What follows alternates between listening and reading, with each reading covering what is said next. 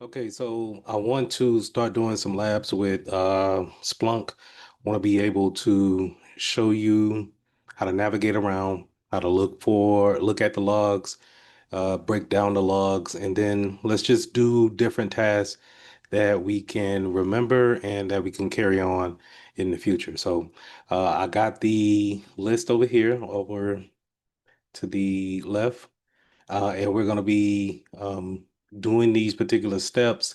I will make this document available to you, and you should see the link for it in the email. All right. So if you haven't got Splunk downloaded, go ahead, make sure you go to splunk.com, download the business version of it.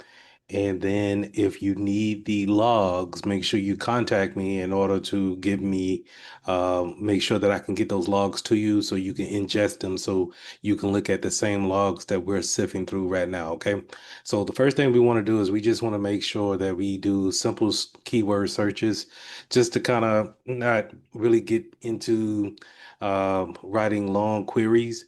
So we just want to look at different keywords and then see what kind of information it brings back. So the first thing I'm going to do is paste in the search credits does not match. And so I'm going to take this whole piece right here along with the quotation marks, hit copy, and I'm going to throw it right over here into the search. And then the main thing that I want to make sure, and y'all make sure too, that is before you hit the magnifying glass to go ahead and search, make sure we change it from more likely 24 hours ago to all time. And then it should go ahead and automatically start searching. I'm gonna go ahead and give us a little bit more real estate. And we'll see that it returns a good bit of events that has credit does not match here, right? And we see all these different logs. And go ahead and notice the time that these logs were stamped.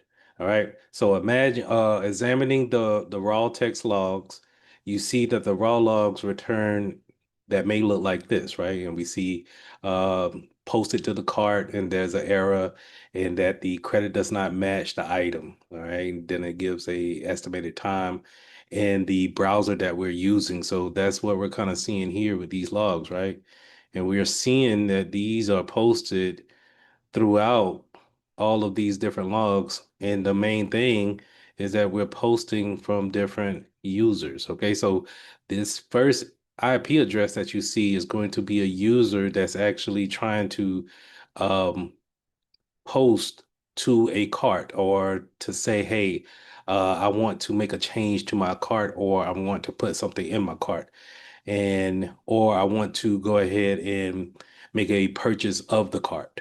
Okay, so that's what post is going to be. So you'll also see when we do another search where we have a command where it says get, and that user is saying, hey, I want to make a request to the server, get me the information and bring it back to me.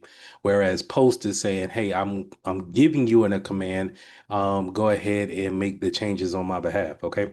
So we see that. Okay, now we want to, like I said, in this third bullet point, we want to look at our different users that we have here. Okay. And we want to understand, okay, who is making these particular requests and how many times have they done that? And so the wonderful thing about Splunk is that you could just highlight this particular address, 212, 150.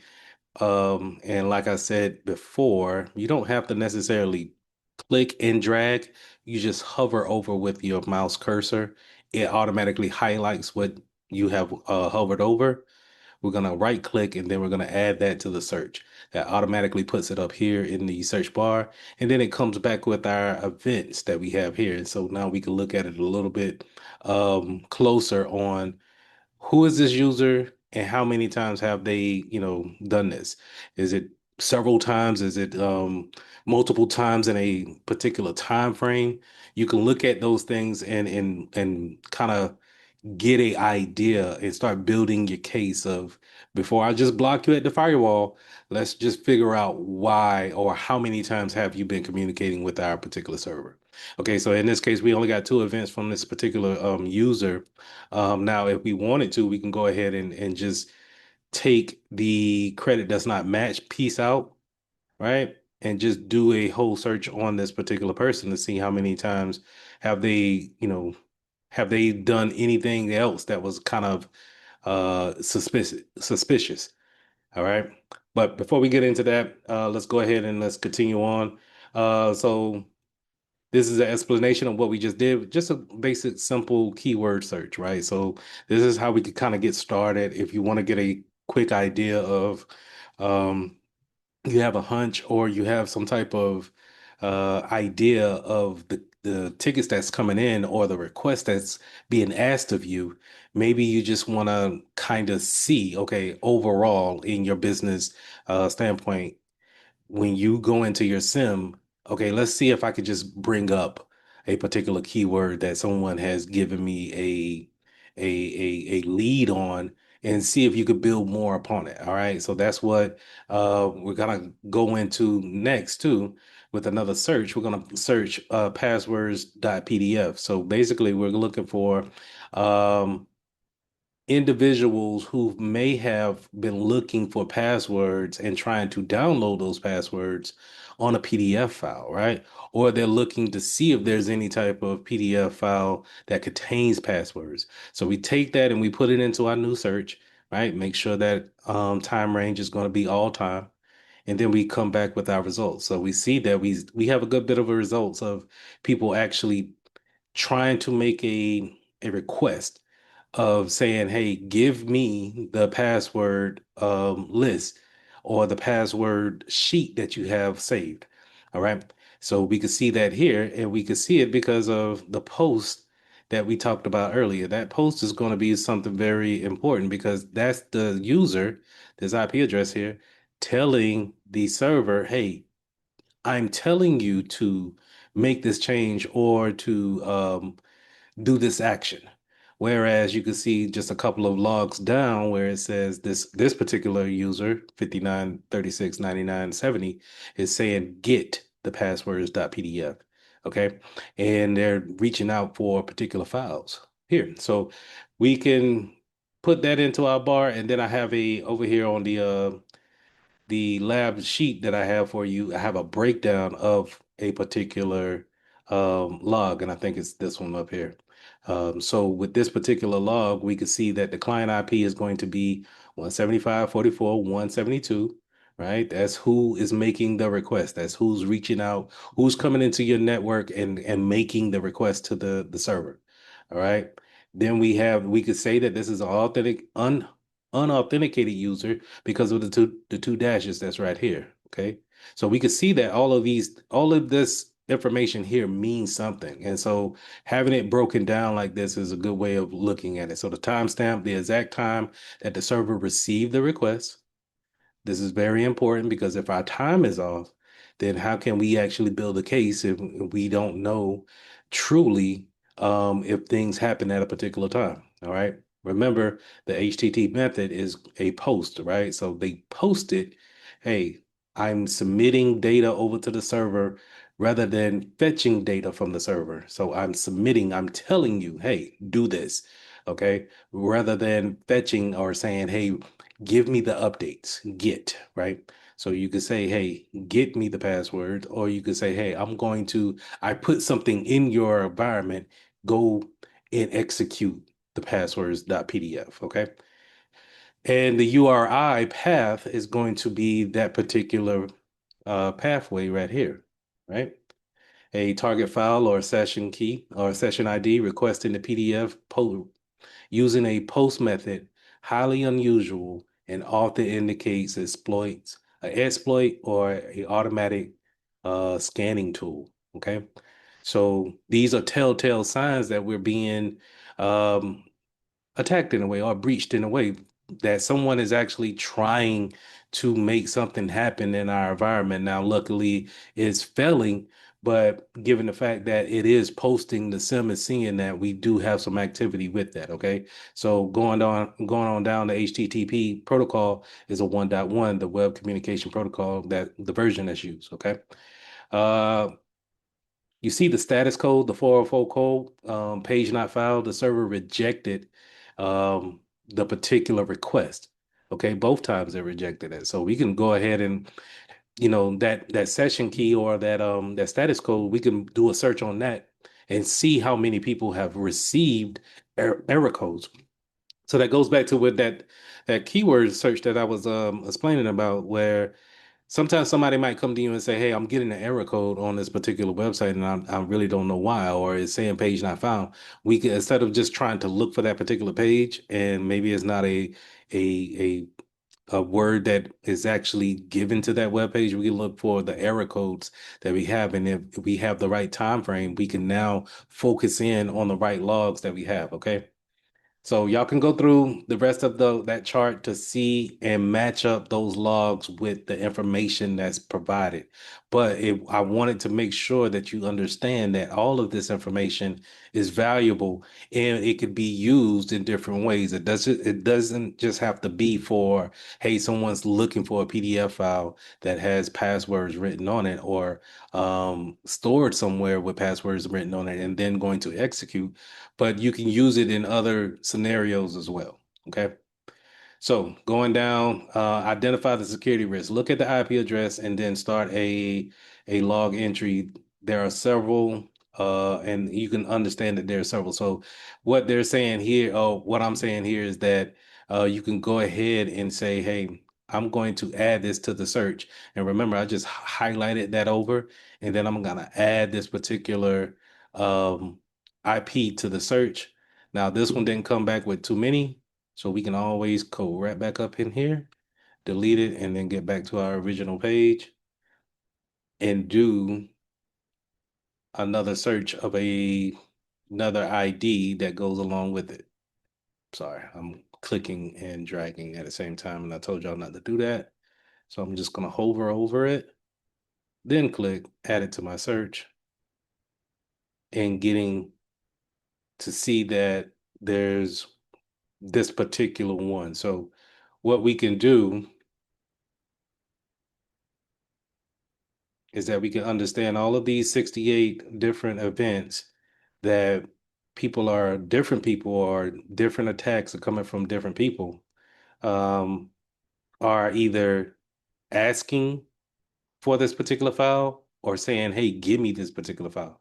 So when we're looking at these several different entries, we're seeing that, hey, okay, there's somebody understands where we're at, and they're trying to uh attack us from several different places. Okay. So what do what do I teach after this? After we get this type of information, I'm taking it to the firewall. I'm blocking them at the firewall. Okay. I'm stopping that communication. Okay. All right. So the last thing I want to go over here is the run the search of a post/cart do. All right. So check this out. This is pretty cool. So I'm going to highlight this, copy it, and I'm gonna go back up here and I'm gonna put it into our space here, right? Oops. Copy it and paste it in there, and then we'll get our returns, and we'll see. This is pretty cool because you can see here on the timeline that during this timeline, there were a lot of contacts to the cart, so when we're saying a cart, the particular websites that we are looking at the logs for, they have a option to where you could put things in your cart and then buy them later. So we're looking at logs that record that information for us. So we're going to take a look at the timestamps on the left, right? So we understand that, hey, something happened at 6:20 with 54 seconds, 53 seconds. And then we see another log entry at 6:18, 58 seconds, 6:18, 58 seconds, so on and so forth, right? But the main thing that you really want to look at is that since these are happening so close together, what is actually happening? You see somebody is posting to the cart, but then you want to see also here the action that comes. Okay, after they posted to the cart, okay, got you. The action was to purchase. Okay. The next log that came in simultaneously almost, You got what was the action? The purchase, but then you had a next action of add this to the cart. Well, that's odd. Okay, let's go back to the next entry. At 6:18, this person, these are two different people, right? This person said, "Hey, the action is purchase this item for from the cart." In the same time frame, this same person said, "Hey, add to the cart." All right, and you can see the pattern here where we're adding purchases or we're telling the action to be, hey, purchase this particular item. And then the next item, verbatim, not verbatim, but right after this particular action of purchase something, hey, add it to the cart. So whenever you get actions like this is a telltale sign that this is either um, a bot activity or this is going to be something that's non-human telling this action to your server to, hey, do this, now do this, and do this. And this is something that you would have to search for a little bit more than just a keyword, but just kind of looking at the pattern of what's going on here. Okay. But then you do have since you do have the pattern and you do have a story and what you may believe these actions may be, now we know what to do, right? We have identified and researched a particular issue. And so now we have our users that are making the claims to this, right? So y'all can see that also when we go back to our post here, they're posting that they're telling the cart, hey, buy this, put this in the cart, buy this, put this in the cart, buy this, put this in the cart, constantly, almost repetitively to where it looks robotish almost. So there's no human that's really doing this in the time frame that's there. So we're taking three different things and putting those things together. The time frame that this uses here, and then also the actions that they're taking, and then it's the same user, the IP address that they're coming from. Okay. And we'll take all of that and we'll, write up our incident and give a reason on why we're going to block this particular IP address at the firewall. Okay. So take a look at this the sheet that I got for you. Make sure that if you want to go ahead and look through Splunk and actually put in these commands and take a look at the logs yourself and get a better understanding, please do that. It'll be some skills that you could definitely take with you. This is the skills that we use on a day-to-day basis of just kind of looking through logs and telling a story. And when you tell that story, you can see that there's actually incidents that happen periodically on a day-to-day basis. All right. That's all I had, and I'll see you in the next.